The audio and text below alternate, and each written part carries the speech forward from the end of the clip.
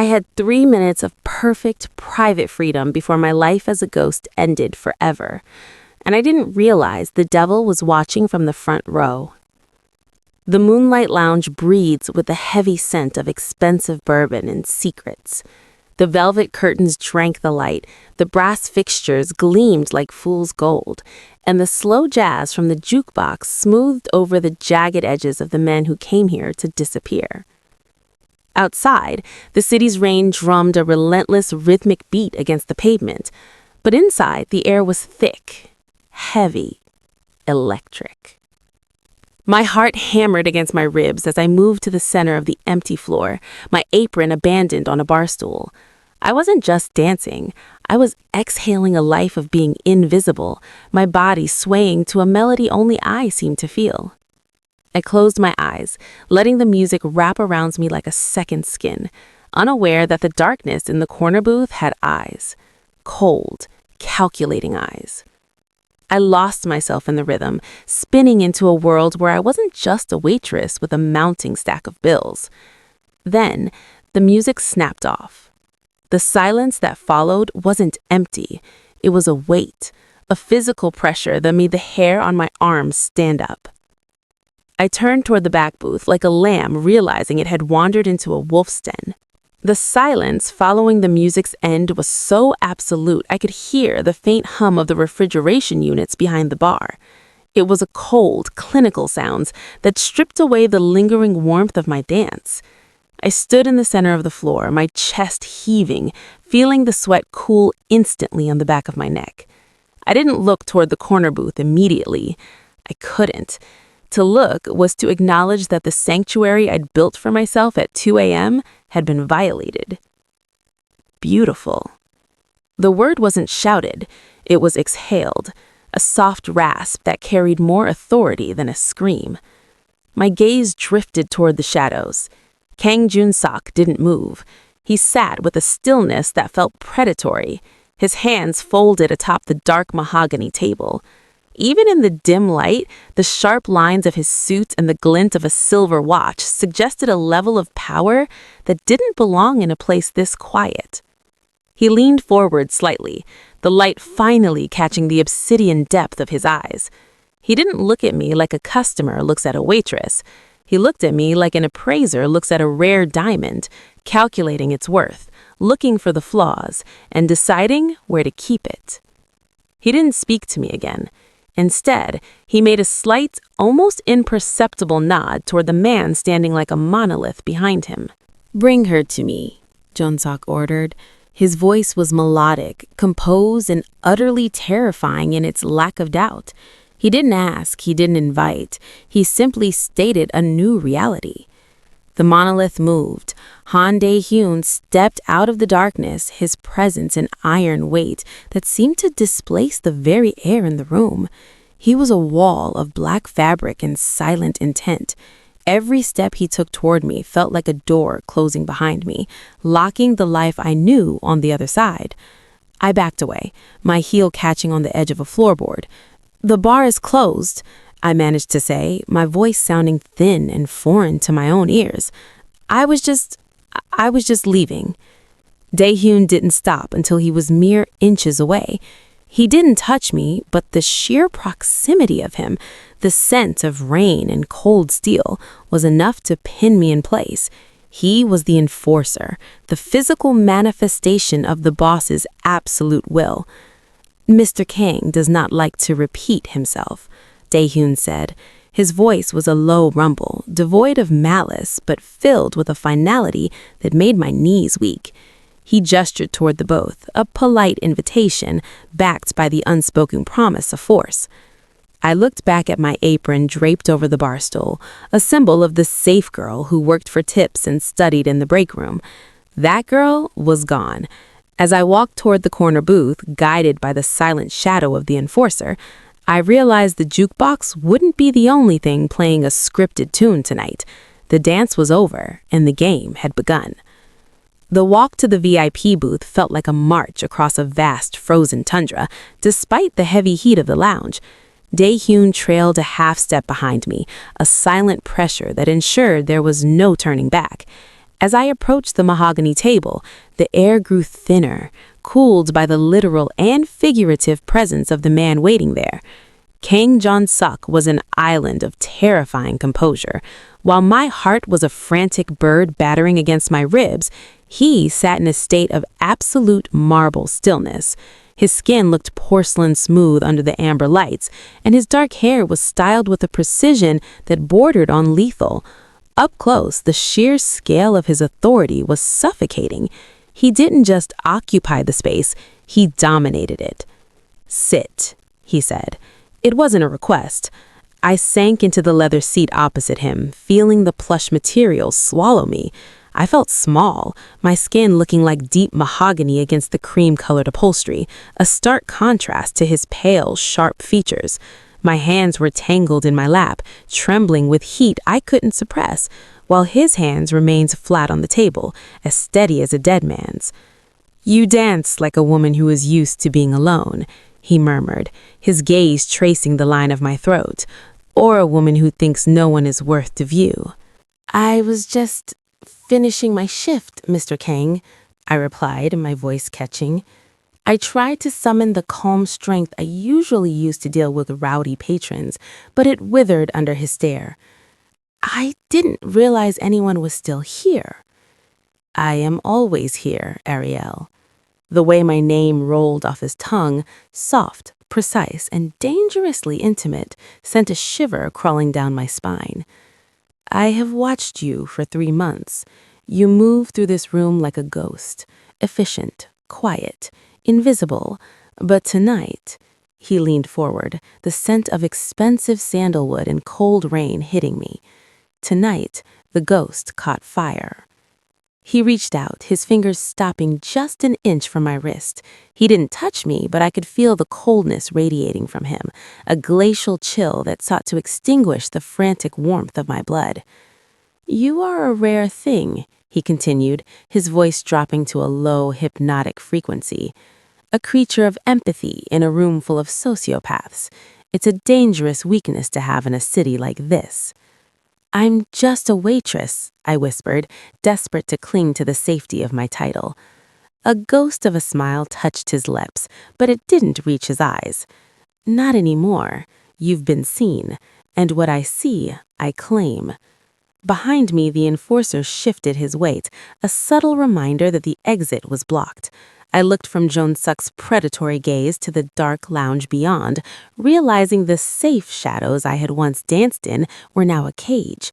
I was in the lion's den, and the lion was hungry. The heavy silence of the VIP booth was shattered not by words, but by the sudden, violent spray of glass. The floor-to-ceiling windows at the front of the lounge erupted inward, a hail of crystalline shards glittering like falling stars before thudding into the velvet carpet. For a heartbeat, the world went mute, the shock wave of the breach stealing the very air from my lungs. I began to scream, but the sound was swallowed by the rhythmic, deafening thwack, thwack, thwack of suppressed gunfire. Jun-suk didn't flinch. While I scrambled backward, my hands scraping against the mahogany table, he simply reached out and gripped my upper arm. His fingers were like iron bands, cold, steady, and unyielding. With a sharp tug, he pulled me out of the line of fire and onto the floor behind the heavy protection of the booth's reinforced frame. "Stay down, Ariel," he commanded. His voice hadn't risen an octave. It remained a chilling, melodic anchor in the chaos. Then I saw Han Dae-yeon move. If Jun-suk was the mountain, Dae-hyun was the landslide. The enforcer didn't seek cover. He became the danger. He blurred across the dim lounge, a shadow darker than the room itself. 2 gunmen in tactical gear vaulted through the shattered windows, their weapons leveled, but they were dead before their boots hit the floor. Dae-hyun's efficiency was sickeningly beautiful. There was no wasted motion, no cinematic flair, only the brutal physics of a predator. He closed the distance to a third attacker in 3 strides, his hand flashing with the silver gleam of a combat blade. A single, fluid strike to the throat, a redirected barrel, and the attacker's own weapon barked a final redirected round into his partner's chest. Dae-hyun stood amidst the carnage, his chest barely rising, his suit jacket still impossibly crisp. He scanned the perimeter with eyes that weren't human, but heat-seeking. He was a machine of war disguised in a tailor-made shroud. "Clear," Dae-hyun rumbled, his voice cutting through the ringing in my ears. Jun-sok stood up, smoothing the front of his vest as if we had just finished a quiet dinner rather than a massacre. He looked down at me, his gaze sweeping over my trembling form, checking for blood that wasn't mine. "The serpents are getting desperate," Jun-sok said, his voice laced with a newfound lethal curiosity. "They think you are a message I haven't read yet." He reached down, offering me his hand. The marble coldness was still there, but as I took it, I realized the lounge was no longer a place of employment or a sanctuary for my late-night dances. It was a graveyard. "Dae-hyun, bring the car," Jun-sok ordered, pulling me to my feet. "The lounge is compromised. She comes to the estate." As I was led past the bodies, my eyes remained fixed on the enforcer. He was already reloading, his face a mask of stone. I realized then that my safe life hadn't just ended, it had been executed. I wasn't just a witness to their world anymore, I was the reason the blood was spilling. The drive to the estate was a blur of rain-streaked neon and the heavy, rhythmic clicking of a turn signal that sounded like a ticking clock. I sat in the back of the armored sedan, pressed into the buttery leather, flanked by the two most dangerous men I had ever encountered. Jun-sok stared out the window, his profile a silhouette of sharp angles, while Dae-hyun kept his eyes on the rearview mirror, his hands steady on the wheel. When the massive iron gates of the Kang estate groaned open, I realized I wasn't being taken to a home, I was being entered into a fortress.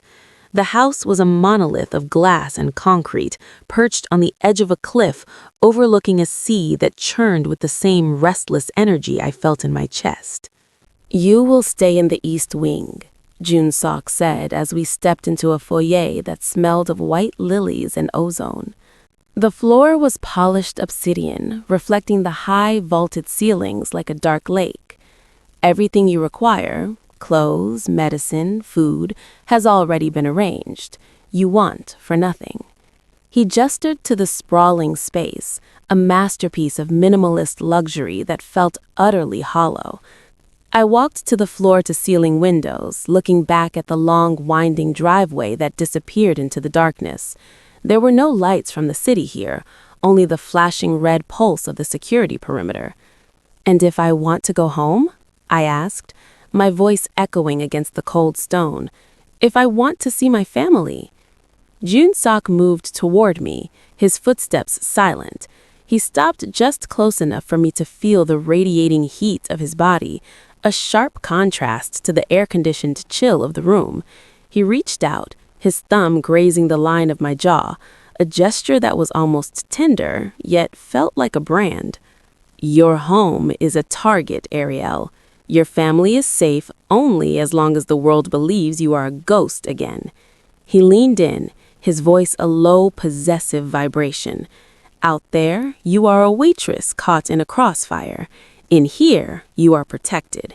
You are mine." I looked at the silk robes laid out on the bed, the vanity stocked with perfumes that cost more than my father's monthly treatments, and the heavy, silent presence of Dae-hyun standing guard at the door. The luxury was a suffocating weight. Every diamond-encrusted surface was a bar, every high-tech camera was a watchful eye. I was no longer the girl dancing alone in the dark, free in my invisibility. I was a bird in a gilded cage, draped in silk and surrounded by steel, realizing that the man who saved my life had also become the one who owned it. I sank into the oversized bed, the sheets cooler than the rain outside, and wondered if the safety Jun-sok provided was just another name for a beautiful, velvet-lined prison. The transition from the velvet-lined silence of my room to the cold, industrial gray of the estate's training wing felt like waking up from a fever dream. Jun Sok was away, tending to the jagged edges of his fractured empire, leaving me in the care of the man who lived in the spaces between heartbeats. Han Dae-fyun didn't speak as he led me to the center of the gym. He simply pointed to a row of monitors displaying grainy live feeds of the estate's perimeter. I expected a weapon or a lecture on how to hide. Instead, he handed me a glass of water. "Watch," he said, his voice a low vibration that seemed to come from the floorboards. "Watch what?" I asked, my fingers still trembling slightly. "There's nothing but trees and rain." "Look for the things that don't belong," he countered. He stepped behind me, his presence a heavy, grounding force. "The world is a sequence of patterns, Ariel. People who are about to do harm always break the rhythm. A bird taking flight for no reason, a shadow that moves against the wind, a man who looks at the door instead of the person he's talking to." For hours, we sat in the dim light of the screens. He taught me the language of the lethal. He pointed out the subtle shift in a guard's posture when a car approached the gate, the tightening of a shoulder, the way the eyes scanned the hands first, then the face. He showed me how to read the tell of a concealed weapon by the way a jacket draped unevenly over a hip.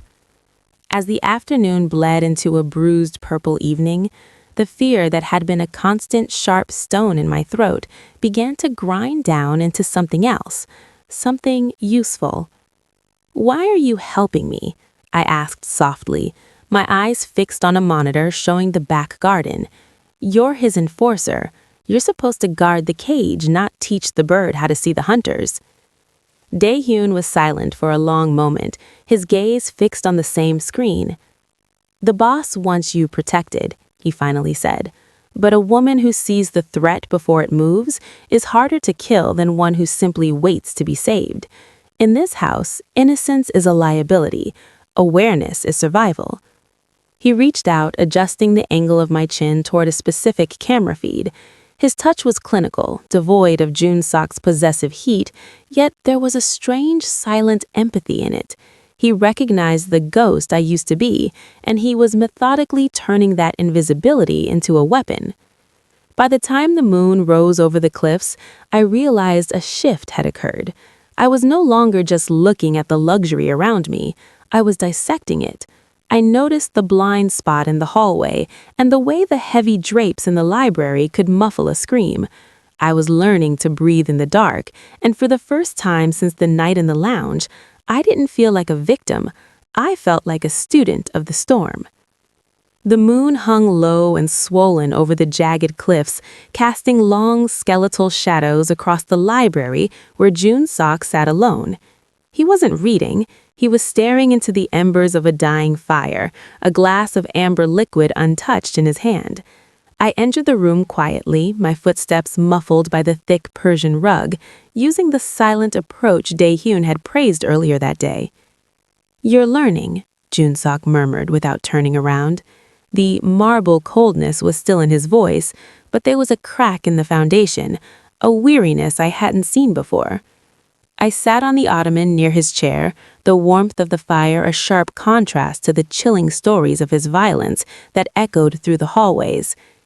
Dae-hyun says awareness is survival, but survival seems like a lonely business in this house. Jun Sok finally looked at me. The firelight danced in his dark eyes, reflecting a depth of pain that the ruthless mafia boss usually kept buried beneath layers of expensive silk and iron discipline. He reached into his vest pocket and pulled out a small, tarnished silver locket, placing it on the table between us. 10 years ago, I thought I was untouchable, he began, his voice dropping to a low, jagged whisper. I had a sister, Mina. She was like you, full of light, unaware of the gravity of my world. I thought I could keep her invisible by simply willing it to be so. He paused, his fingers ghosting over the silver. My rivals didn't target my shipments or my money. They targeted the thing I hadn't taught to see the shadows. They took her from a park in broad daylight because I was too arrogant to believe they would cross that line. By the time I found her, he stopped. the glass in his other hand trembling almost imperceptibly. I realized that in my world, there is no such thing as just a waitress or just a sister. There is only the protected and the prey. The silence that followed was heavy with the weight of a decade-old debt. I looked at the locket and then back at the man who had ordered me brought to him. I had seen him as a monster, a collector of pretty things, but now I saw the scars. He wasn't just claiming me out of a whim. He was trying to rewrite a tragedy he couldn't prevent. "You're not protecting me because you're yours," I whispered, reaching out to touch his hand. This time, he didn't pull away. His skin was cold, but beneath it, I felt the frantic, human pulse of a man terrified of history repeating itself. "You're protecting me because you can't bear to be the one who fails again." He turned his hand over, lacing his fingers through mine. The grip was tight, desperate, and for the first time, equal. In that moment, the monster faded, and I saw the man beneath the armor. A king built on a throne of grief, looking for a reason to believe the light could finally stay. The lessons Daehyun had carved into my mind began to filter the world through a new, jagged lens. The estate was no longer a collection of beautiful rooms. It was a map of behaviors and rhythms. I spent my days drifting through the halls, a quiet observer of the domestic choreography that kept the Kang Empire running. Jun-sok was right. I was a ghost, and people rarely guarded their actions around the help. It was during the shift change in the late afternoon when I saw the break in the pattern. The household staff moved with the precision of a Swiss watch, a constant cycle of silver trays and fresh linens. But as I stood on the second-floor mezzanine, hidden by the shadow of a marble pillar, I watched Mr. O, the head of security for the domestic staff. He was a man of absolute routine, a fixture of the estate for 20 years. Daehyun had told me that O was the heartbeat of the house. But the heartbeat skipped. Mr. O was standing in the servants' entrance, ostensibly checking the logbooks. A delivery driver from the local florist was wheeling in the weekly arrangement of white lilies. It was a mundane scene, one I had seen twice before. However, as the driver passed, Mr. O didn't look at the flowers, and he didn't look at the driver's face. His eyes dropped to the driver's belt line, scanning for a weapon just as Daehyun had taught me, and then he did something that made my blood run cold. He didn't stop the man. He stepped back, his body language shifting from authoritative to deferential. It was a subtle lowering of the chin, a momentary softening of the shoulders that lasted less than a second. It was the tell of a subordinate acknowledging a superior. As the driver moved further into the house, he adjusted his cap. The movement was sharp, military. I watched his hands. He wasn't wearing the standard-issue gloves of the florist company. On his right wrist, partially obscured by his sleeve, was a tattoo of a coiled viper, the mark of the serpents. My breath hitched. The driver wasn't a florist, and Mr. O wasn't just a loyal servant. He was the gatekeeper who had just held the door open for a killer. I didn't run. I didn't scream. I backed away into the library, my heart drumming a frantic predatory rhythm against my ribs. I realized then that the fortress wasn't just under siege from the outside. The venom was already in the veins. The serpent in the garden wasn't just a metaphor. It was the man who held the keys to the kingdom, and I was the only one who had seen the rhythm break. The grand ballroom of the Seoul Meridian was a sea of shimmering silk and razor-sharp lies.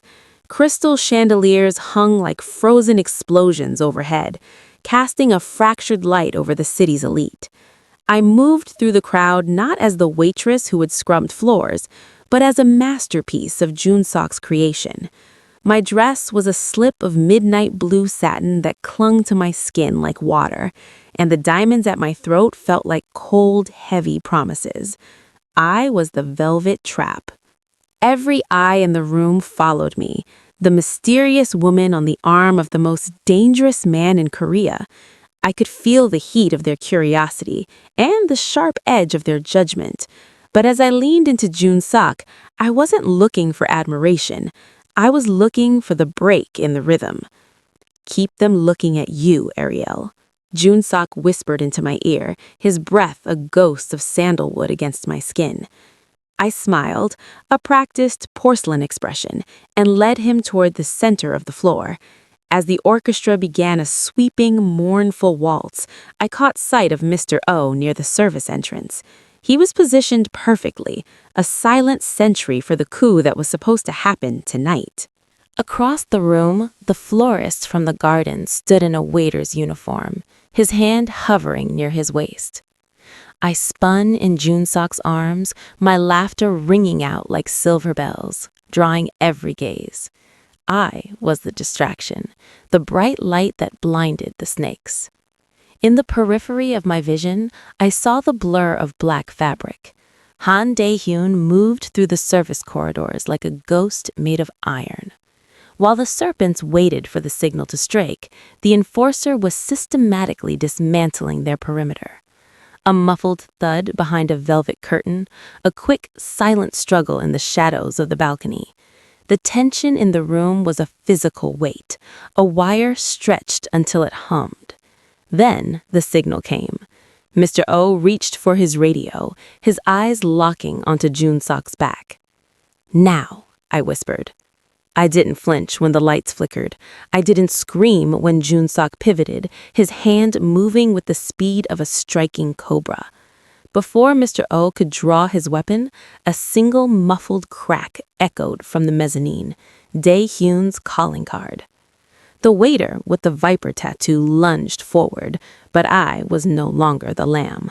I stepped into his path, shifting my weight exactly as Dae-hyun had taught me, and drove the sharp heel of my stiletto into his foot, while Jun-sok finished the trajectory with a brutal, short-range strike to the man's temple. It was over in seconds. The music never stopped. The elite continued to sip their champagne, unaware that the coup had been bled dry in the shadows of their own party. Jun-sok straightened my necklace, his fingers lingering on my pulse, which was steady and cold. "You played your part perfectly," he murmured, his eyes burning with a dark, terrifying pride. The trap had snapped shut, and the garden was clean once more. The aftermath of the ballroom was not measured in sirens or headlines, but in the heavy, chilling silence of the Kang estate. The rain had turned to a light mist that clung to the floor-to-ceiling windows, blurring the line between the fortress and the sky. I stood on the balcony, the midnight blue silk of my dress replaced by a robe of heavy black velvet. I was no longer the girl who trembled at the sound of a broken glass. The fire that had been sparked in the Gilded Lotus had finally consumed the girl I used to be, leaving something harder, sharper, and far more permanent in its wake. Jun-sok found me there, his footsteps as silent as the mist. He didn't stay in the shadows this time. He stepped into the moonlight, his presence no longer a threat to be feared, but a gravity I leaned into. He placed a hand on the small of my back, his touch grounding me. "The serpents have been purged," he said softly, his voice a dark melody of victory. "Mr. O is gone. The traitors have been erased. You are safe now, Ariel. Truly safe. I have arranged for a car to take you to your family in the morning. Your father's debts are cleared. You can go back to being the ghosts you were." I looked out over the cliff at the dark water churning below. I thought of the jukebox, the late-night shifts, and the invisibility that had once been my only shield. Then I looked at my hands, hands that had learned to read the rhythm of a killer, hands that had held the gaze of a king while the world bled around us. "The ghost didn't just catch fire, Jun-sok," I whispered, turning to face him. "She burned down." I reached up, my fingers brushing the sharp line of his jaw. If I go back, I'm just a girl waiting for the next storm, but here I am the storm. A flicker of something, Admiration, perhaps even love, shone in the marble depths of his eyes. He didn't offer me a way out this time. He offered me a throne. He reached into his pocket and pulled out a ring, not of gold or diamonds, but of black carbon fiber and a single, flawless black diamond that seemed to absorb the moonlight. "They used to call me the King of Shadows," he said, sliding the ring onto my finger. It was cold, heavy, and perfect. The kingdom is nothing without a heart that knows how to beat in the dark. You are no longer a guest here, Ariel. You are the Black Diamond, my equal. Behind us, Han Dae-hyun emerged from the library, bowing his head in a gesture of absolute deference that was no longer for Junseok alone. It was for me. I leaned into Junseok's chest, feeling the steady, ruthless rhythm of his heart. The waitress was dead. The queen had made her move. Outside, the city of Seoul glittered like a million scattered jewels, but inside the fortress, the shadows were finally ours to command.